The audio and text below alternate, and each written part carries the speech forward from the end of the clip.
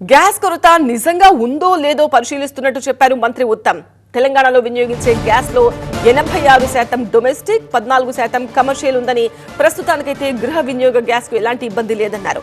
అయితే వాణిజ్య గ్యాస్ కొరత ఉన్నట్టు తమ దృష్టికి వచ్చిందన్నారు. ప్రస్తుత పరిస్థితిని ఎప్పటికప్పుడు మానిటర్ చేస్తున్నామని, అసలు రియాలిటీ ఏంటో రేపు ఆయిల్ కంపెనీలతో సమీక్ష నిర్వహిస్తామన్నారు ఉత్తమ్. ఎల్పిజి గ్యాస్ విషయంలో మేము సిచ్యుయేషన్ని మానిటర్ చేస్తున్నాము.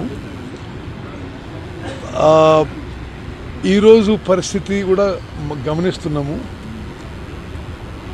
తెలంగాణ రాష్ట్రంలో 86% డొమెస్టిక్ సప్లై ఉంది, 14% కమర్షియల్ సప్లై ఉంది.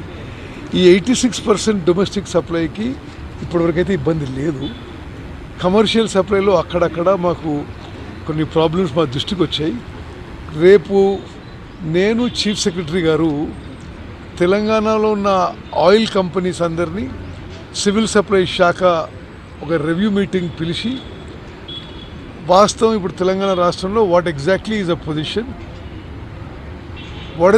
What is the shortage, is there any shortage, దాన్ని ఎగ్జామిన్ చేసి ఏ విధంగా మరి ప్రజలు ఎవరికి ఇబ్బంది కాకుండా ముందుకు పోవాలనో వేర్ ఎగ్జామిన్ సిచ్యుయేషన్.